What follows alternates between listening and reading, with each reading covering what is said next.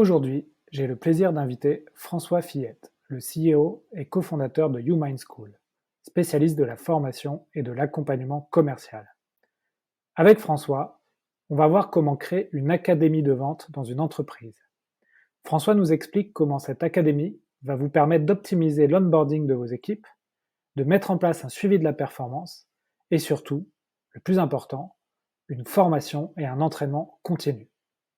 En parlant de formation, si vous cherchez un outil pour entraîner vos sales sur de la vente à distance, allez sur vive.fr. Nous entamons d'ailleurs une levée de fonds que nous souhaitons finaliser au premier trimestre 2021. Contactez-moi si ça vous intéresse ou si vous êtes investisseur. Bon épisode!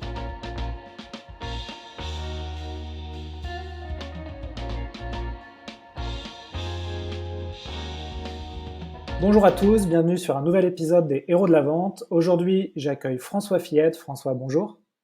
Bonjour Alexandre. Alors François, est-ce que tu peux introduire le podcast en te présentant et en nous présentant rapidement ton parcours? Ouais, avec plaisir. Donc, je m'appelle François Fillette, je suis le cofondateur et CEO de YouMind School, qui est spécialiste de la formation et de l'accompagnement commercial B2B. J'ai un passif et un passé d'entrepreneur parce que j'ai déjà monté une première société au tout début de ma carrière professionnelle, en sortie d'école, avec 2 associés qui n'avaient rien à voir avec, la formation. Mais c'est au cours de cette expérience que j'ai pris conscience de l'importance de la vente pour développer une société et surtout de se former à la vente, ce qui n'avait pas été mon cas, malgré le fait que j'ai fait une école de commerce. Et entre cette période-là et maintenant, j'ai travaillé en France et aux États-Unis, principalement sur des fonctions, commerciales, en tant que commercial moi-même ou en tant que manager commercial. Et donc il y a 2 ans, j'ai décidé de combiner 2 passions que j'avais avec mon associé Marin Lévesque, à savoir l'éducation et la vente pour créer Human School. Ouais, donc tu as dit plusieurs choses, notamment que tu as fait une école de commerce, mais qui t'a pas formé à la vente. Donc j'imagine que ton idée de créer You Mind School, ça vient aussi de là. Bien sûr. Ça vient avant tout, honnêtement, d'une passion et d'une frustration. D'une passion parce que j'ai toujours été attiré par les métiers de la vente, parce que je trouve que c'est sans doute le domaine qui est le plus méritocratique, quel que soit son milieu social, on peut s'élever par la vente. Et en même temps, ça devenait d'une frustration parce que quand moi j'ai créé ma première société et que j'ai commencé à la développer, je me suis rendu compte qu'en fait, derrière la vente et l'image un peu caricaturale qu'on a, soit de Jean-Claude Convenant, soit du Loup de Wall Street, bah, en fait, il y a un set de compétences extrêmement large et que ces compétences, c'est pas en école de commerce qu'on apprend à les maîtriser, que ce soit apprendre à qualifier une opportunité lors d'un meeting client, gérer une phase de négociation, interpréter des indicateurs de performance commerciale, bref, l'ensemble de ces sujets, une école de commerce ne nous y prépare pas et donc c'est ces 2 ressorts, passion et frustration qu'est né, Human School. Oui, et puis souvent quand tu crées ta première entreprise, tu te rends compte que la vente, c'est un des fondements de la réussite de ton entreprise. Et souvent, quand on entreprend, on n'a pas forcément cette compétence-là, en tout cas sur les premières expériences. Non, c'est sûr et c'est honnêtement il y a un autre élément qui s'ajoute là-dessus, c'est un biais qu'ont beaucoup d'entrepreneurs et peut-être que moi j'avais au tout début, qui est de considérer comme c'est la vente, dont on parle, comme c'est la vente de ma solution, moi je sais faire. Et en fait, alors c'est possible d'arriver à closer un contrat, mais en fait, ça se trouve, on peut faire beaucoup mieux, beaucoup plus. Mais au début, c'est assez dur comme entrepreneur d'admettre ça. Et donc, moi, il m'a fallu quelques mois pour l'admettre. Et en fait, à partir de ces quelques mois où j'ai pris conscience que, bah, oui, sans doute qu'on pouvait faire beaucoup mieux que ce que je faisais, j'ai commencé par me faire accompagner par un ancien directeur commercial qui était un alumni de mon école de commerce, auquel j'ai demandé tout simplement de m'aider à structurer, la fonction commerciale dans notre société. D'accord. Bon, bah, très bien comme intro. Avant de lancer le sujet du jour, je voulais revenir rapidement sur le slogan de You Mind School. Donc pour toi, le slogan, c'est, je te le dis en français, hein, Mmh mh. Ouais, bien la sûr. vente la vente est une science et ce n'est pas de la magie. Mmh. Donc, est-ce que Ouais. tu peux nous expliquer rapidement pour les auditeurs pourquoi tu as choisi un peu ce mantra? Avec grand plaisir et merci de le reprendre parce qu'en effet, c'est un mantra, qui est central chez nous, qui en fait, guide tout ce qu'on fait, notamment la manière qu'on a pardon, d'approcher la formation commerciale. Quand on pense vente, on pense très souvent bagou, soft skills, personnalité et cetera et en fait, loin de nous l'idée de dire que ces compétences interpersonnelles, ces soft skills sont pas importants, Évidemment que ces compétences-là sont importantes, mais en fait, on a tendance à les faire prédominer et à oublier tout le reste. C'est quoi tout le reste? C'est encore une fois d'être capable d'avoir un framework, un modèle pour qualifier une opportunité. C'est, d'avoir une méthodologie aussi pour dérouler un appel à froid. C'est de maîtriser une méthodologie, un framework, pour créer du contenu engageant. C'est un ensemble de méthodologies et en fait, nous, on a poussé le raisonnement jusqu'au paroxysme en disant: «OK, la vente, c'est une science maintenant, c'est plus de la magie et on arrête d'avoir cette conviction que, la vente, c'est de la tchatch et il faut être un beau parleur pour être bon vendeur». Pour moi, ça, je le dis comme je le pense, c'est des conneries. Les meilleurs vendeurs que j'ai pu rencontrer, c'est pas des extravertis, c'est plutôt des introvertis et c'est des gens qui, ont une approche très méthodique de leur métier, et pas une approche, à la one again, en fonction du ressenti, du feeling avec chacun. Ouais. Bon, bah, grâce à toi, je vais devoir, renommer mon podcast, «Les héros de la vente» en «Les scientifiques de la vente». Bah, Parce que avec du coup, plaisir, c'est écoute, je te soutiendrai dans cette démarche. ouais, non, bah, c'est vrai que du coup, derrière le mot, héros de la vente, on pense à quelqu'un, talentueux et cetera.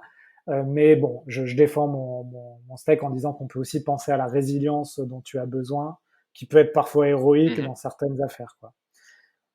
Ouais, ouais, bah, si, bien sûr. Encore une fois, nous, on ne dit pas que les compétences interpersonnelles sont pas importantes. On dit qu'il y a aussi d'autres compétences qui sont très importantes en plus de ce côté, on va dire pour moi, l'élément principal, c'est le drive, c'est la motivation. Il faut une motivation très forte dans les métiers de la vente. Mais une fois qu'on a cette motivation, bah, il faut travailler ensuite la compétence technique. Ouais, ouais, exactement. Écoute, merci pour cette, superbe intro. On va passer au sujet du jour. Donc le sujet du jour va intéresser pas mal d'entreprises.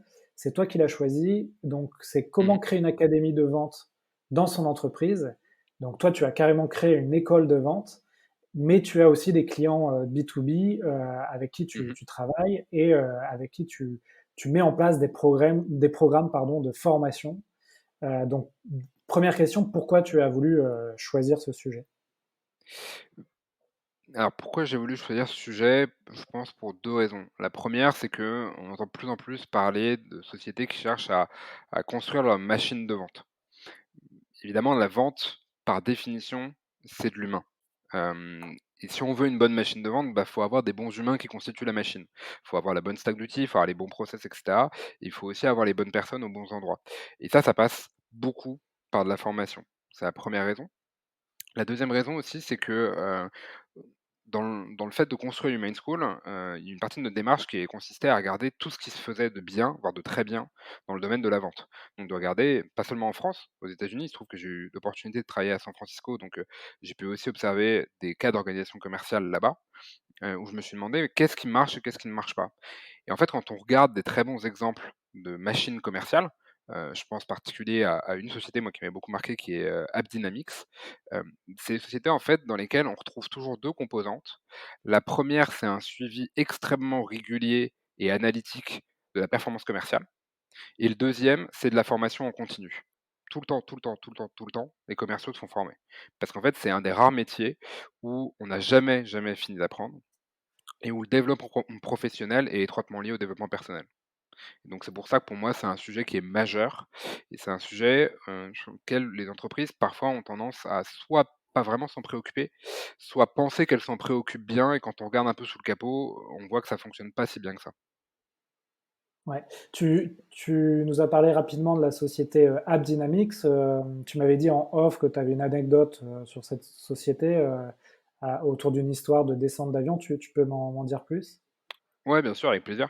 Alors, ils avaient de nombreux rituels, et j'enjoins tous ceux qui nous écoutent à aller, regarder les articles de 2 personnes. La première, c'est Jyoti Bansal qui était, le CEO d'AppDynamics et le deuxième, c'était, Jérémy Dugan qui était le general manager d'AppDynamics pour la zone, EMEA, donc Europe, Middle East, Africa. Les 2 ont écrit des articles, extrêmement détaillés sur leur vision scientifique de la vente, d'où le fait que ce soit un exemple qui me parle. Chez AppDynamics, un des rituels, c'était qu'il y avait une réunion donc de tous les commerciaux de la zone, IMIA chaque trimestre qui se faisait à Londres. Et donc le grand jeu, c'est qu'ils arrivaient tous avec, leur avion de Paris, de Madrid et cetera, à Londres. Dès qu'ils descendaient de l'avion, Jérémy Degan les accueillait à la sortie de l'avion et leur disait: «Les gars, on a réservé une salle, de réunion dans même l'aéroport», on sortait même pas de l'aéroport. «Chacun va passer sur ses indicateurs de performance devant moi et va devoir me les expliquer». Et en fait, on peut se dire: «Oui, c'est du flicage et cetera». C'était pas tellement du flicage, c'était pour moi intéressant pour 2 choses. La première, c'était de mettre les commerciaux en responsabilité de leurs analytics, donc qu'ils aient une vue de comment ils performent et qu'ils soient capables de l'expliquer et donc avec le manager de prendre des actions. Et la deuxième, c'est qu'en leur montrant ça, ils leur faisaient comprendre l'importance de la data dans le CRM, parce que tout simplement, savoir, suivre ce qu'on fait permet de s'améliorer. Si vous rentrez pas la data, on peut pas savoir comment vous performez, donc vous pouvez pas vous améliorer. Et ça, pour moi, tu vois, c'est un élément intéressant parce que, ça fait partie des rituels, entre guillemets, de coaching et aussi de formation qu'ils avaient pu mettre en place et qui expliquent, pour la petite anecdote, que Dynamics, en l'espace de moins de 7 années fiscales, ait atteint plusieurs milliards de valorisation avant de se faire racheter. Ouais, bah, c'est vrai que j'en parle hein, dans l'épisode 52 là, que j'ai publié récemment avec Bastien Marduel, donc qui explique que, bon, lui justement, il reprend le terme de machine de vente, mais il explique Mmh. qu'un des piliers fondamentaux de la réussite de son entreprise, c'est effectivement la data, et donc comment avoir de la donnée qualifiée sur ce que font tes commerciaux, et comment cette donnée va driver un peu ta stratégie commerciale. Et après, sur la partie dont tu as parlé, c'est-à-dire le développement des compétences commerciales de manière continue, bah ça, c'est un sujet que j'essaye de traiter dans beaucoup des épisodes du podcast, notamment en évoquant toujours ce que l'on fait avec Vive, où on demande finalement à nos clients, enfin, on propose à nos clients de s'entraîner de manière continue sur leur Mmh. rendez-vous. Donc c'est vrai que c'est un sujet qui revient très souvent, ouais. Ouais, c'est un des sujets majeurs, en effet. Ouais. Écoute, je te remercie pour ta réponse. On va du coup essayer de voir justement quelles sont les étapes pour créer sa propre académie de vente dans son entreprise. Alors, première Mmh. question, à qui s'adresse finalement cet épisode? Est-ce que ça s'adresse à des entreprises qui ont une certaine taille, un certain nombre de commerciaux? Qu'est-ce que tu pourrais dire aux auditeurs là-dessus? Ouais, alors pour moi, ça s'adresse à toute société, même qui n'a pas encore de commercial, mais qui a un CEO ou un cofondateur ou un dirigeant qui fait de la vente. Ça commence à partir de ça, jusqu'à, un volume quasiment illimité de commerciaux parce que, il se trouve que nous, dans le cadre de Human School, on a formé aussi bien un leader mondial comme SGS qui a X centaines de commerciaux que, une, start-up de 2 commerciaux. Donc on a formé les 2 et en fait, on revoit quand même pas mal de choses revenir. Et notamment, donc on en tire pas mal de bonnes pratiques sur comment structurer, de la formation commerciale et ce qu'on appelle là une académie de vente. Donc pour moi, ça s'adresse à toute personne qui est en situation de vente, quelle que soit la taille de sa société. Oui, et puis l'idéal, c'est de le faire dès le début, comme ça, tu te retrouves pas avec on va dire, des équipes commerciales où il faut tout refaire, tout reprendre depuis le début quand tu as atteint un certain stade. Ouais, exactement. Ouais. Écoute, ce serait quoi du coup la première étape que tu conseillerais à une entreprise qui te dit tiens François, moi je veux créer mon académie de vente, j'ai des commerciaux, je sens on recrute pas mal, il faut qu'on mette quelque chose en place là-dessus. C'est quoi la première Mmh. étape finalement? Ouais, alors c'est là où tu vas avoir peut-être 2 situations différentes. Tu vas avoir les sociétés qui ont déjà une force de vente, elle a déjà été constituée, même si c'est pas 200 personnes, il y a déjà une équipe de vente et puis les sociétés qui sont tout juste en train de le faire et donc qui vont commencer tout juste à recruter leur premier commercial. Dans le premier cas, ce qui est hyper important, c'est déjà de te demander: «Sur mon équipe, en fait, où est chacun?» C'est-à-dire, en termes de compétences, ces gens-là, où est-ce qu'ils se situent? Est-ce que j'ai des gens qui sont, alors on fait toujours l'opposition, éleveur, chasseur. Pour moi, c'est un petit peu simpliste, c'est plutôt sur l'ensemble du cycle de vente, ces gens-là, où est-ce qu'ils se situent, en termes de compétences? Ils sont très bons sur de la prospection, mais la prospection sur du téléphone ou sur juste du copywriting, sur email ou LinkedIn. Ils sont très bons sur de la qualification, ils sont très bons sur du management d'opportunités, ils sont très bons sur la négociation, sur du closing, et cetera, et cetera. Donc ça, pour des gens qui ont déjà une équipe commerciale, c'est d'arriver à te dire: «OK, je vais essayer de les évaluer sur un certain nombre, pardon, de compétences et de voir où est-ce qu'ils se situent». Ça, pour moi, c'est la première étape et la deuxième C'est étape, c'est de te demander c'est qu'est-ce de qu'ils faire veulent une faire? sorte. pardon, c'est de faire une sorte d'audit finalement. C'est complètement de faire une sorte d'audit. Ouais, ouais. Parce qu'au bout d'un moment, il faut que tu sois capable de mettre des éléments quantifiables, objectivables sur, où est-ce qu'on se situe, en fait. Ça commence forcément par là et ça commence aussi, c'est pour ça que je le mets directement, après, par: «OK, ces gens-là, voilà ce qu'ils font et voilà ce sur quoi ils sont bons et aussi qu'est-ce qu'ils veulent faire?» Parce que tu as des gens qui vont me dire: «OK, bah, moi la prospection, je suis peut-être bon, mais ça commence à me cramer, donc il faut que je tourne».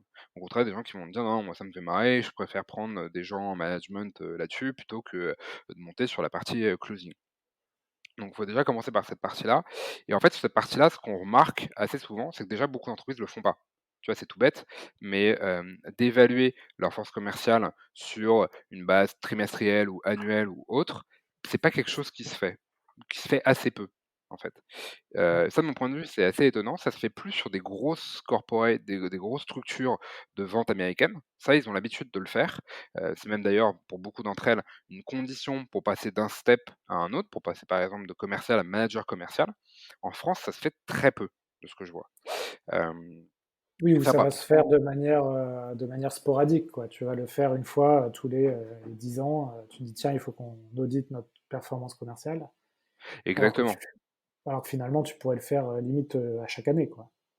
Exactement. Tu vas le faire de manière sporadique, tu vas le faire de manière pas très structurée, et tu vas le faire de manière, hyper aléatoire. C'est-à-dire que ce sera, bah, un peu quand tu as du temps. Et en fait, ça, tu peux le regrouper du coup, la première situation, donc celle des entreprises, qui viennent de commencer à recruter leur premier commercial, où en fait, tu vas avoir à peu près le même challenge, sauf que là, le but, c'est pas évidemment de faire un audit sur des gens qui sont déjà en poste, c'est plutôt dans les gens qui arrivent, de définir clairement une scorecard de ce que tu attends comme compétences sur ce profil-là à la fin de son onboarding. De te dire: «OK, ben, qu'est-ce que j'attends de lui au bout de ces 2 mois ou 3 mois de formation interne et de montée en puissance? J'attends qu'il maîtrise quoi, en fait? Et ça peut se faire sur un Google Spreadsheet de dire: «Voilà, j'ai, 7 compétences, je donne une pondération à chacune de ces compétences». Ces pondérations, ça dépend, à la fois du type de poste et aussi de ce que vous attendez, et je vais mettre une note et en fait, au fur et à mesure des mois, je vais, évaluer sa montée en progression. Donc je le mesure quand il arrive en poste et je vois comment il évolue. Donc tu as à la fois des compétences que tu vas rechercher chez les personnes que tu recrutes, mais Mmh mh. aussi sans doute, des compétences que tu vas enseigner, à la personne qui rentre dans ton entreprise, en fonction des outils que tu utilises, du CRM, des techniques de vente et cetera. Où là finalement tu as, on a fait un épisode là-dessus, hein, tu as un onboarding, à faire, quoi. Ouais, tu as un onboarding à faire et surtout pour moi, ce qui est important dans l'onboarding et ce que je vois trop souvent, c'est que c'est un onboarding où, 1, j'ai pas de grille d'analyse qui permet tant au commercial comme au même de voir l'évolution sur ces 2 ou 3 mois. Donc ça peut commencer tout simplement juste par une scorecard sur un Google Spreadsheet qui est partagé et on fait, par exemple des roleplays, 1 fois tous les 3 jours, et donc je vois de roleplay en roleplay sa montée en compétence. Ça peut juste commencer par ça. Ça, c'est le premier syndrome et le deuxième syndrome que je vois sur l'onboarding, c'est, tu vois, de dire: «Bah, tu vas faire du shadow call, avec, tiens, tel commercial, dans la société». Censé te demander si, bah, le commercial qui va faire le shadow call, même si c'est le dirigeant, bah, déjà, il a envie de le faire. Deuxièmement, il est vraiment bon pour le faire. Et troisièmement, il va faire le suivi après sur: «OK, on a fait un shadow call, qu'est-ce que tu en retiens? Et du coup, qu'est-ce que toi tu vas après mettre en pratique?» Donc c'est un cas un peu différent. L'onboarding, quand on commence à recruter ses tout premiers commerciaux, en fait, on retrouve à peu près la même logique qui est juste d'évaluer les gens, et de commencer à voir leur évolution sur cette grille d'évaluation. Ouais.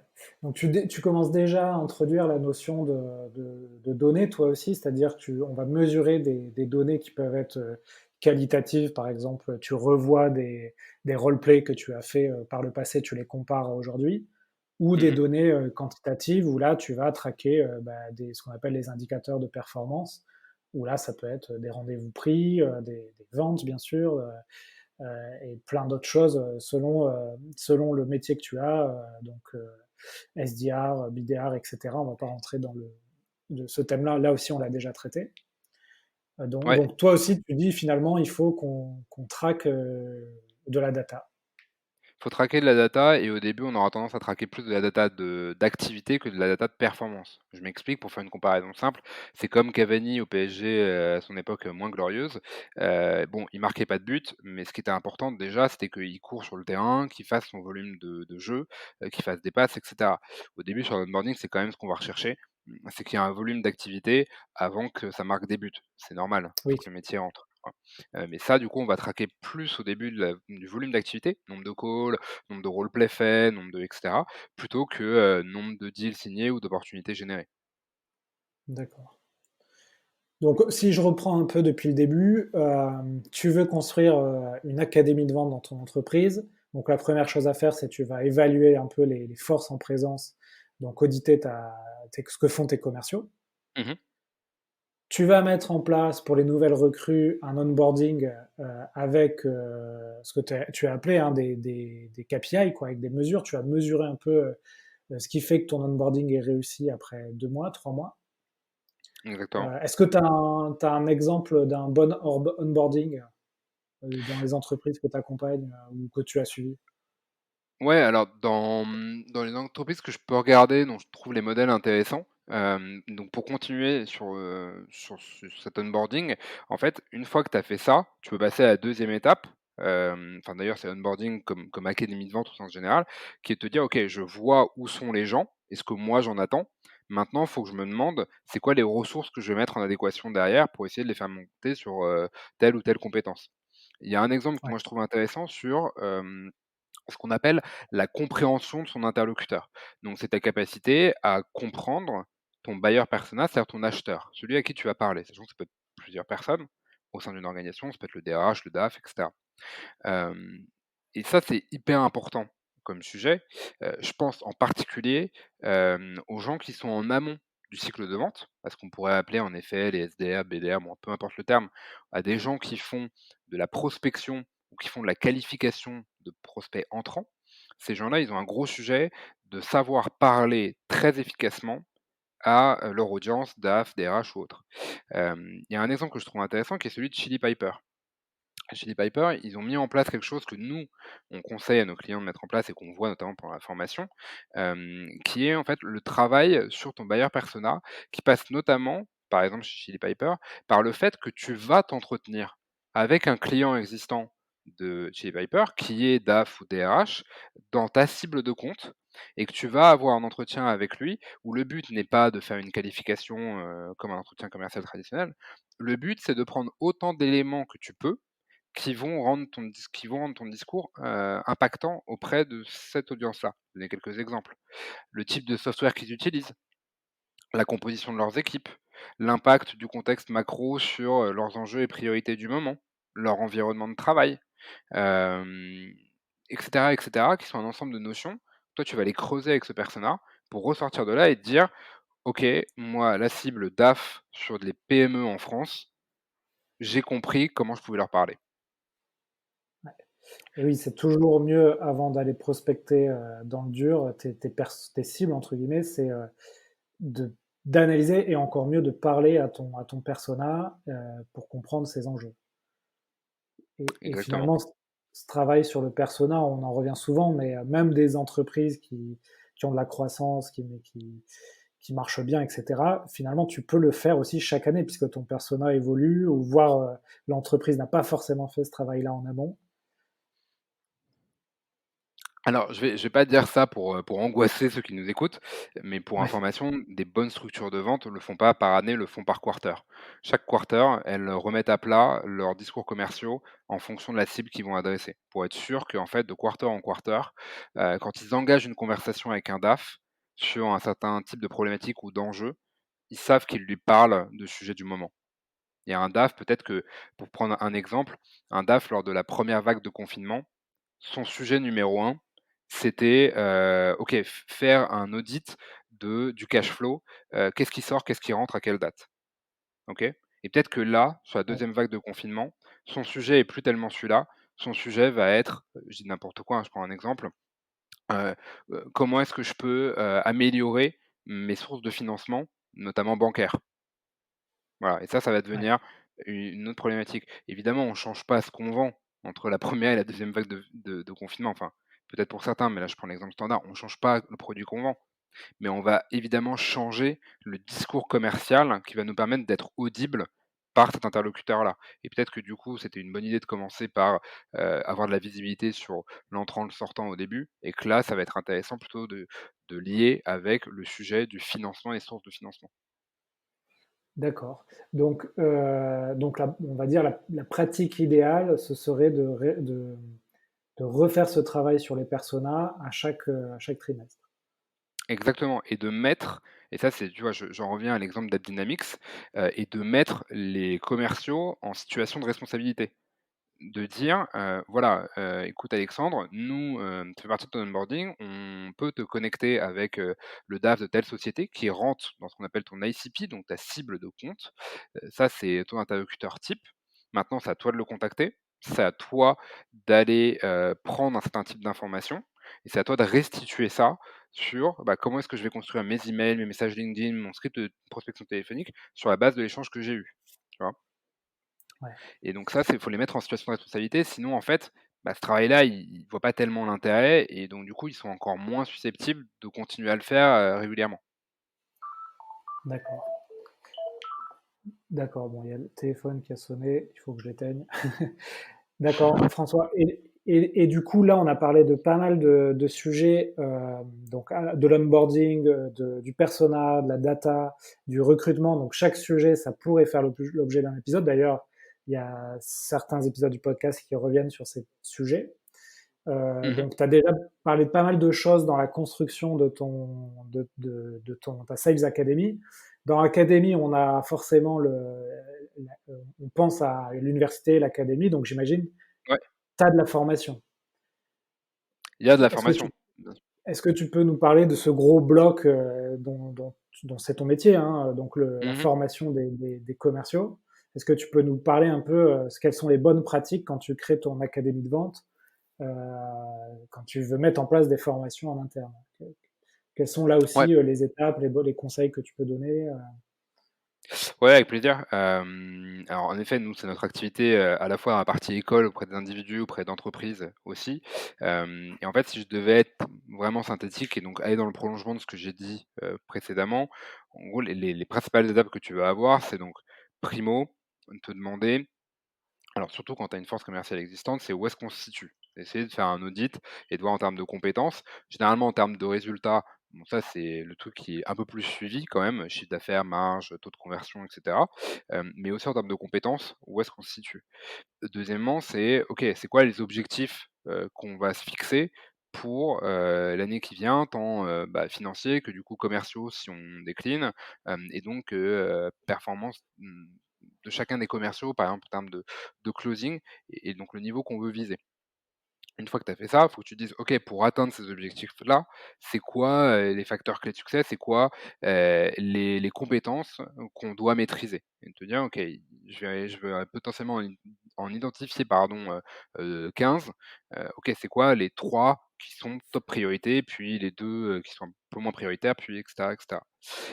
Et une fois que tu as identifié ces trois quatre compétences clés, te dire, OK, il faut que je construise la ressource pour que ces gens-là, puissent se former. Et là, généralement, le biais qu'on a, c'est de construire, beaucoup de contenu, c'est un contenu qui après va pas beaucoup être consommé et donc de se dire: «OK, bah, on fait, une journée, hyper intense sur, bah, justement le script, téléphonique, quoi». On fait une journée comme ça. Ça, en fait, le gros problème, c'est un truc, s'il y a une chose que les gens qui nous écoutent devaient retenir, c'est que ça ne marche pas. Pour une raison toute simple, qui est cognitive, qui est que toi comme moi, comme n'importe qui, même, Einstein, paix à Même son lui. âme, même lui, si on passe 6 heures ou 7 heures d'une journée sur un sujet, et où on avance et on emmagasine beaucoup, beaucoup d'éléments, suivant les études cognitives, on va retenir entre 10 et 20 de ce qui a vraiment été dit sur une journée. Et Ouais. malheureusement, c'est pas toujours les 10 ou 20 les plus pertinents. Là-dessus, je renvoie sur ce qu'on appelle les biais cognitifs, type, effet de halo et cetera, qui font qu'on retient pas forcément ce qui est plus utile, mais ce qui peut nous avoir plus marqué pour X et Y raison. Hem et donc, en fait, il faut éviter ce format-là. Il faut plus se dire: «On fait un format un peu continu», avec des délivrables clairs, où on met les gens en responsabilité. Donc par exemple, je vais leur donner une brique de méthodo qui va durer, 1 heure, 1 h 30. Au-delà de cette 1 h 30, je leur dis concrètement en 30 minutes: «Voilà ce que j'attends de vous dans 7 jours», et on peut se faire un point intermédiaire où vous allez commencer à me partager ce que vous avez fait et dans 7 jours, moi, je vais avoir tel élément, tel élément, tel élément. Je vais vous faire du feedback dessus. On va débriefer ensemble pour que moi, je puisse m'assurer que, par rapport à ce que vous avez produit, bah, maintenant, vous êtes au niveau auquel je vous attends. Et tu vois, essayer de laisser les gens travailler et être responsables, ça marche beaucoup, beaucoup, beaucoup mieux. Généralement, c'est plutôt l'inverse qu'on a tendance à faire et beaucoup de contenu très descendant, et en fait, là, on retient, 10 ou 15 ou 20 maximum de ce qui a été dit. Ouais, c'est vrai que moi, je suis sur aussi le marché de la formation, des EdTech, des technologies pour l'éducation. Et c'est vrai que tu as encore beaucoup, hein, la formation traditionnelle, c'est beaucoup, on te vend une journée ou deux, trois journées de formation. Et comme tu Mmh. l'as dit, c'est les études d'Ebingos, hein, qui est sur les Ouais, neurosciences. Tu peux pas retenir grand-chose. Et en fait, c'est pour ça que moi, comme d'autres, on milite sur des formations continues, sur de l'entraînement, sur des situations réelles. Et c'est ça qui marche, hein. C'est comme ce que font les militaires ou les sportifs de haut niveau. Ils s'entraînent en continu pour performer le jour J, quoi. exactement. Tu dois avoir un programme qui est continu. Nous, on aime bien ce principe qui est peu sur longue durée que beaucoup sur une demi-journée. Que tu retrouves en effet, comme tu l'as très bien dit, dans le sport, dans l'armée, mais que tu retrouves aussi pour information. Moi, si je reprends des exemples de structures commerciales qui fonctionnent très bien, que tu retrouves pardon, aussi sur ces structures-là. Sur Ouais, une boîte comme AppDynamics, chaque semaine, tu avais 2 heures de formation par commercial. Chaque semaine. ouais. Ça peut Alors, être sur des sujets aussi variés que Champion ou autre. alors tu vois, tu cites ça, c'est vachement intéressant. 2 heures de formation par commerciaux, ou par commercial, pardon. Et j'avais vu une stat passer, c'est que en général dans le monde, un manager commercial va passer 30 minutes par semaine avec ses équipes pour les accompagner. Mmh. C'est-à-dire très peu de temps. Pourquoi ça? C'est-à-dire pourquoi on a autant de mal quand on est manager, à prendre du temps pour accompagner un commercial? C'est une bonne question. Je pense honnêtement que alors il y a sans doute plein de raisons. Moi, j'en ai une en particulier qui me frappe, si je fais un parallèle avec le sport. Tu regardes le foot, par exemple, tu regardes les gens qui sont entraîneurs de foot. Bah, à part Zidane, j'en vois pas beaucoup qui ont été des super bons, footballeurs. Pourquoi? Parce qu'on a compris dans le sport, et c'est valable dans le foot, c'est valable dans n'importe quel sport, on a compris dans le sport qu'un très bon coach, c'est pas un très bon joueur, c'est pas un très bon technicien en tant que tel, c'est pas un très bon praticien plutôt. Et c'est valable dans le foot, c'est valable partout. En vente, le problème, c'est qu'on a généralement tendance à promouvoir sur des fonctions commerciales, sur des fonctions pardon, de management commercial, des gens parce qu'ils sont très bons vendeurs. Mais être très bon vendeur et être très bon coach commercial et manager commercial, c'est vraiment pas du tout le même métier, mais pas du C'est tout. pas les mêmes, c'est pas la même qualité, effectivement. Voilà, et il se trouve qu'il y avait tu parlais d'Algolia, parce que tu avais fait un podcast avec Bastien, Marduel récemment. Un des excellents account exec d'Algolia qui s'appelle, Guillaume, enfin des anciens. Je sais pas si tu m'écoutes, donc salut Guillaume. Lui, tu vois, j'ai déjà échangé avec lui sur le sujet, il m'avait dit: «Mais moi, en tant que tel, manager des commerciaux, ça ne m'intéresse pas. Et je suis très content d'être account exec et de monter sur des deals de plus en plus gros, ça m'intéresse pas». Et je pense que là, c'est une grosse erreur qu'on fait très souvent, c'est de dire à des commerciaux: «Bah, toi, tu vas être manager», alors peut-être qu'ils le veulent même pas, et quand bien même ils le veulent, souvent ils sont pas préparés à être manager commercial, et donc, bah, pour beaucoup d'entre eux, ça les saoule de passer du temps avec l'équipe. Ouais, on fait la même erreur, hein, sur les fonctions techniques où en général, on va promouvoir un développeur qui est très bon techniquement et on va le promouvoir comme manager de plusieurs développeurs. Et en fait, lui, ce qui le fait vibrer, c'est de développer, c'est pas de faire de l'humain, de manager des équipes, quoi. On peut retrouver ça dans ces autres verticales de l'entreprise. Tu peux le retrouver sur les autres fonctions, mais paradoxalement, moi, j'ai moins retrouvé ce scénario-là chez des devs que chez des commerciaux. Tu vois, je l'ai Ah ouais. plus retrouvé que assez vite, en fait, un CTO, il se rend compte que, s'il veut continuer à faire de la technique, faut pas qu'il soit CTO parce que de toute façon dans l'équipe, il y aura des gens nettement meilleurs que lui et donc soit il accepte ça, et dans ces cas-là, bah, il se dit, «Je suis CTO, mais non je suis manager», soit il l'accepte pas, dans ces cas-là, il est plus CTO. Parce qu'en fait, peut pas y avoir de challenge technique entre un CTO et des développeurs. Dans la vente, on fait pas comme ça, et moi je pense que c'est peut-être pas la seule raison, mais c'est une des grosses raisons qui explique ce que tu disais, le coût des 30 minutes, passées par les Ouais. managers avec leurs équipes.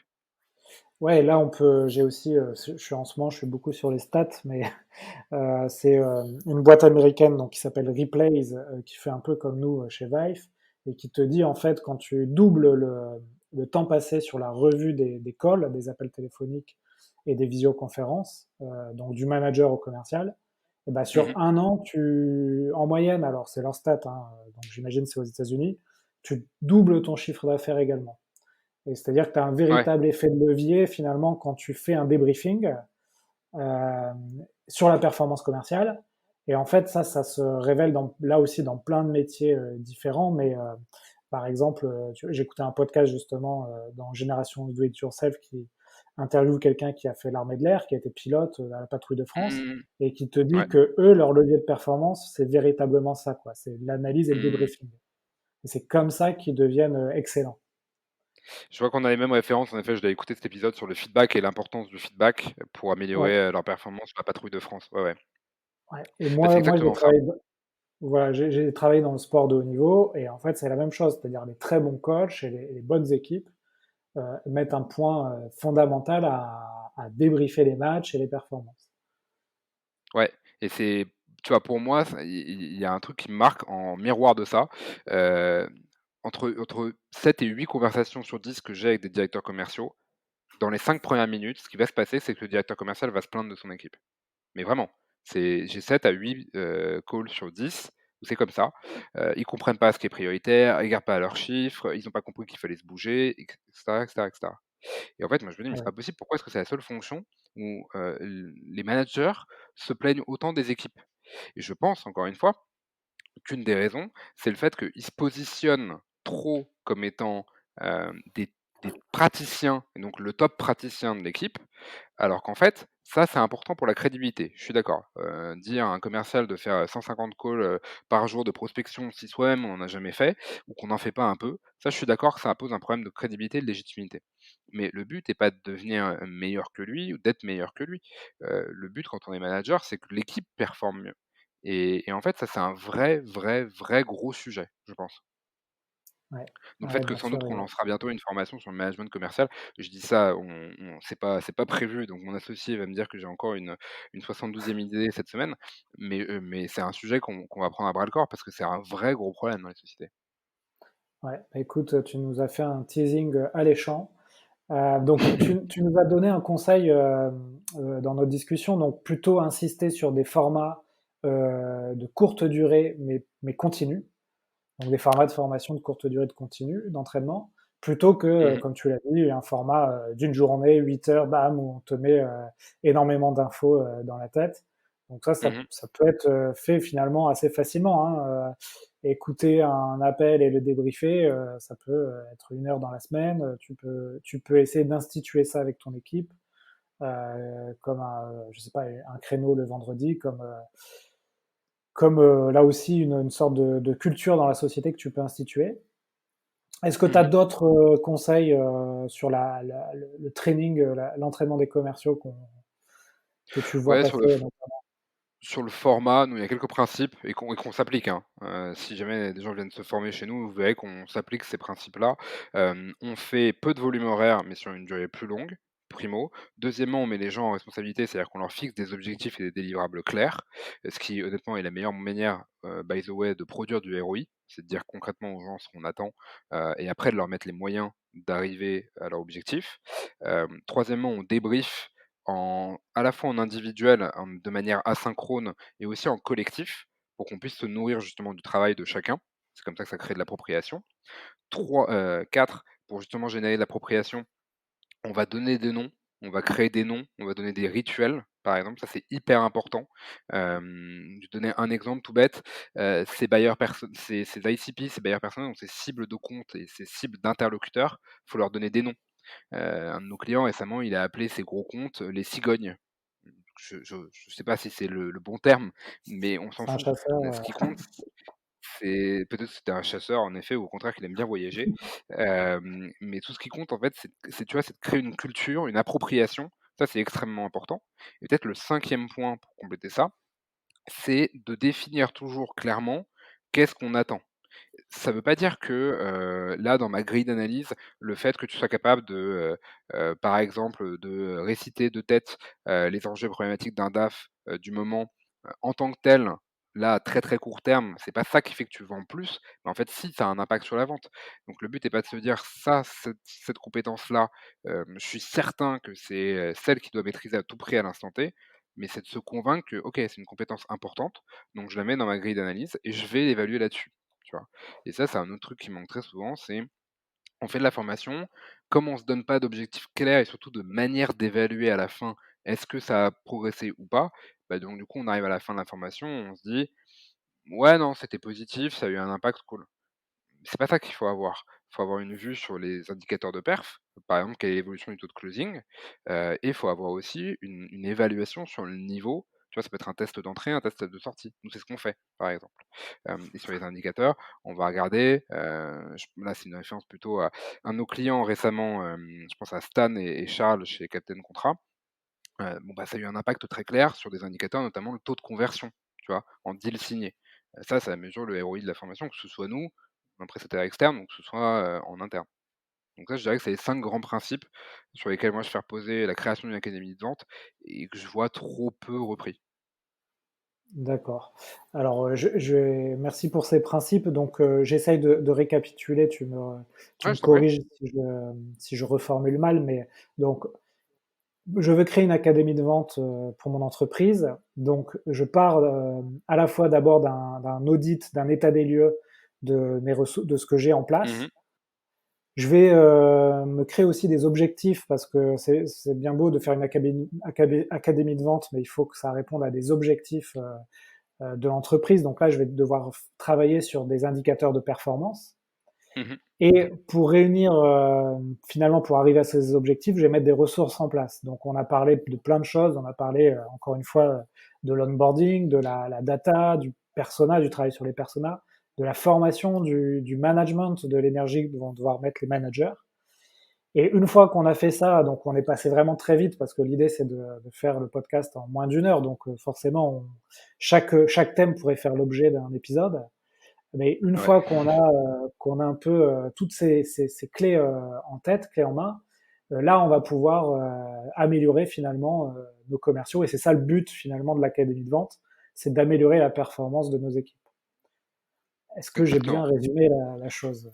Tu as très bien résumé la chose. Je rajouterais un seul élément, c'est sur le fait comment identifier justement ces facteurs clés de succès, donc autrement dit, ces compétences qui nous manquent et qui peuvent nous faire progresser. Pareil, il ne faut pas que ce soit juste le directeur commercial qui se dise: «Notre faiblesse, c'est, qu'on ne sait pas identifier et construire un champion», par exemple. Il faut aussi que les commerciaux soient associés là-dessus, parce que parfois ils peuvent avoir des bonnes idées. D'accord. Donc, voilà, ça c'est un conseil, pratique, hein, c'est associer vos équipes, sur, l'identification des besoins. Exactement. Parfois, ils ont des idées complètement à côté de la plaque, ou tu vois, pas du tout pertinentes parce que peut-être trop junior et à d'autres moments, ils auront de très bonnes idées. D'accord, très bien. Du coup, François, on a dépassé les 40 minutes d'entretien. Est-ce que tu as quelque chose à ajouter sur ce thème-là ou on passe aux questions de la fin? Bah, la seule chose que j'ai ajoutée, c'est qu'évidemment, toute personne qui veut discuter de ce thème-là, pas forcément pour venir se former chez nous, avec plaisir pour qu'il m'ajoute sur LinkedIn et qu'on puisse, échanger là-dessus. Ok, très bien. Oui, J'en bah, reste commercial quand même. ouais, si je peux faire un peu de pub pour toi, nous, on a suivi la formation Human School pendant le premier confinement. Et ça nous Exact. a permis de remettre pas mal de choses à plat, et dont on a parlé là dans le podcast, mais en tout cas, ça nous a mis un bon coup de boost pour ne pas subir le confinement, mais plutôt surfer sur la vague, même si c'est pas une mince affaire. Non, c'est sûr. Du, Ouais, ouais, mais en tout cas, ça nous a vraiment aidé. Donc, si je peux te faire un peu de pub, c'est avec plaisir. Bah, écoute, merci beaucoup et je pense que ça peut être un sujet en effet pour différentes, sociétés qui doivent faire évoluer leur cible commerciale, leur process commercial dans ce contexte qui est quand même très particulier. Donc ça, c'est en effet un cas d'usage là qu'on a, très régulièrement en ce moment. Ouais. Donc, si tu veux bien, François, on va passer, après ce petit moment pub, on va passer sur les dernières questions du podcast. Donc, je vais te poser une question en fait, tu voulais la traiter différemment en off, tu m'as dit. C'est sur la partie Mmh. contenu où effectivement, je demande souvent du contenu et aux invités. Et bon, il y a quelques bouquins de vente qui reviennent souvent. Toi, tu voulais trouver quelque chose d'un peu différent. Alors, est-ce que tu as eu le temps de réfléchir pendant qu'on parlait euh, à cette question? Ouais, j'ai réfléchi, alors je vais donner quelques éléments. Je vais rassurer en donnant un bouquin de vente traditionnelle pure. Donc moi, un bouquin que j'aime beaucoup, c'est The Lost Art of Closing d'Anthony Iannarino. Il y a plein d'éléments, notamment ce qu'on appelle le Mutual Closing Plan dedans que je trouve très intéressant. Bon, au-delà de ça, pour moi, c'est intéressant aussi de voir d'autres sources un peu différentes. Pêle-mêle, ce qui me vient en tête et que je trouve intéressant, le théâtre d'impro, pour travailler justement, alors nous, on est sales et science, mais parfois quand même n'oublie pas qu'il y a des compétences interpersonnelles. Théâtre d'impro, une troupe qui s'appelle Colors, à Paris, qui est excellente troupe de théâtre d'impro. Vous pouvez regarder les spectacles sur YouTube et même vous, vous entraîner. Ça, c'est plus pour la partie, théâtre. Sur la partie, podcast, on va parler un petit peu tout à l'heure, Génération Do It Yourself qui est très intéressant pour trouver de l'inspiration.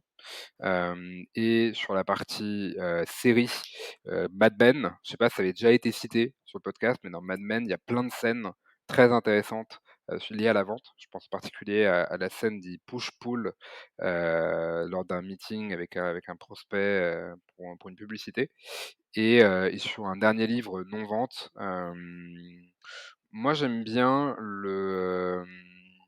ouais, Le Comte de Monte Cristo, pour le côté, résilience adverse et capacité à se battre face à l'adversité.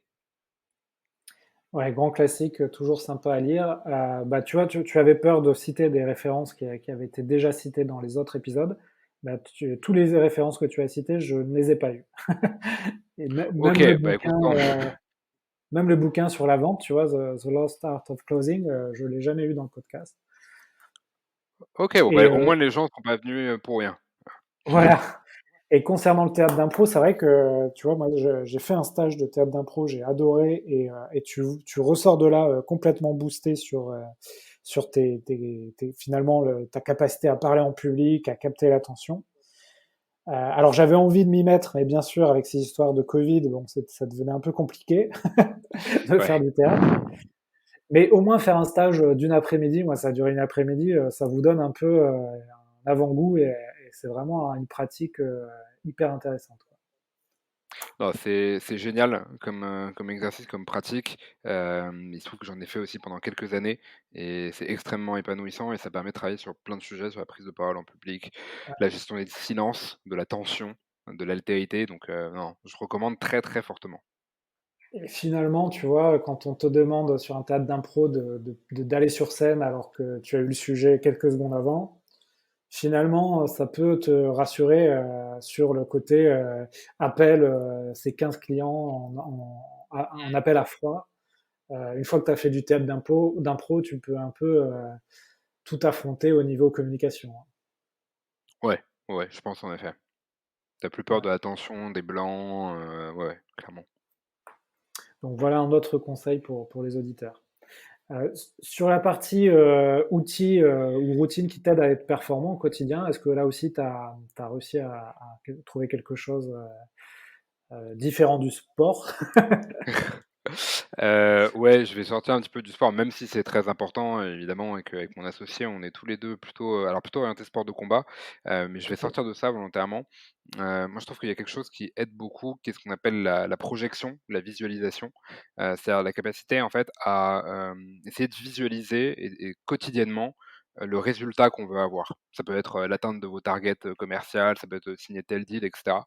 Et j'ai une anecdote là-dessus d'un copain, alors c'était un très bon copain à l'époque, on s'est un peu perdu de vue depuis, qui était en prépa avec moi et qui avait marqué, en fond d'écran sur son téléphone, je crois que c'était donc du coup 2008 ou 2009, je sais plus, qui est marqué sur son téléphone en 2008 ou en 2009: «Une seule chose est sûre, je serai à HEC».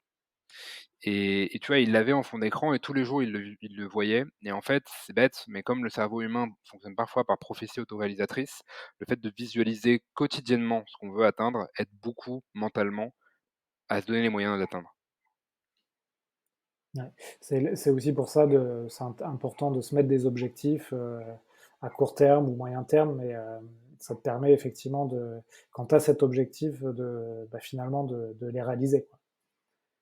Exactement, ouais. Donc visualiser le résultat, c'est vraiment intéressant. Là aussi, hein, sur l'épisode sur l'armée de l'air de Génération Do It Yourself, elle t'explique que la pilote sur la patrouille de France, qu'en fait, ils essayent de simuler le vol en fermant les yeux et en se synchronisant dans la pièce tous ensemble. Mmh. Donc tu pourrais très bien simuler un rendez-vous important, par exemple avec un coach d'ailleurs, où tu Mmh. reproduis un peu ce qui va se passer. Moi, souvent, ce que je fais, c'est plutôt post-rendez-vous, c'est répéter un peu les choses que j'ai dit pour essayer de les analyser. Alors, si je les ai filmés avec Vive, c'est encore mieux, mais parfois, tu peux pas. Ouais. Mais tu vois, répéter un peu les phrases, etc. Moi, je le fais pas mal, ça. Ouais, malheureusement, c'est un truc qu'on fait assez peu. On célèbre beaucoup les victoires et peu les défaites. On le fait surtout très, très peu quand on a raté un meeting client. Ouais. Ouais, on met ça sous le tapis, ouais. Très bien, François, on arrive aux deux dernières questions avant de finir le podcast. Est-ce que tu as une vente dans ta carrière qui t'a marqué, en tout cas qui t'a appris des choses, et quels sont Mmh. ces apprentissages? Est-ce que tu as quelque chose qui te vient en tête? Il y en a plein potentiellement. En off, je t'en avais parlé d'une anecdote, je vais en prendre une autre. C'était en fait mon 1er vrai gros deal, pour lors de ma première expérience entrepreneuriale. Il se trouve que c'était avec une grosse société, française et en fait, j'avais un interlocuteur qui était extrêmement positif sur ma solution. Et donc j'ai cru que, comme il était hyper punchy, hyper, intéressé par ce qu'on faisait, par la solution, qu'on avait un très bon fit humain, et que lui avait l'air d'être, tu vois, manager avec potentiellement un pouvoir de décision, j'ai cru que c'était un champion et que, le deal allait se faire. J'ai pas eu de nouvelles pendant, 3 ou 4 mois, jusqu'à ce que j'apprenne que le deal avait été signé par un des concurrents, de manière un peu, fortuite et que quelqu'un en interne me dise: «Mais jamais de la vie ce type-là aurait pu être, ton champion et n'était pas décisionnaire sur le deal». Et donc volontairement, je rentre pas dans les détails spécifiques de la vente parce que ça j'ai pas forcément envie d'en parler dans tous les détails, pour pas porter préjudice à cette personne, ni à moi-même peut-être. Et aussi parce que ce qui est important, c'est la leçon que j'en tire, qui était de se dire, un des gros biais des commerciaux, c'est de préjuger. Moi, j'ai beaucoup préjugé. En fait, j'ai beaucoup préjugé qu'il nous aimait bien, qu'il avait pouvoir de décision, qu'il allait nous pousser en interne et cetera. Donc en fait, tout ça, pardon, rien n'était vrai. Donc pour moi, la grosse leçon, c'est un commercial, on a tous ce défaut-là de préjugés, il faut se battre tous les jours contre ça.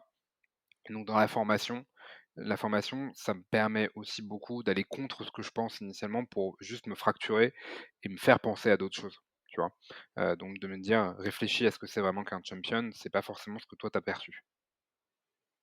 D'accord.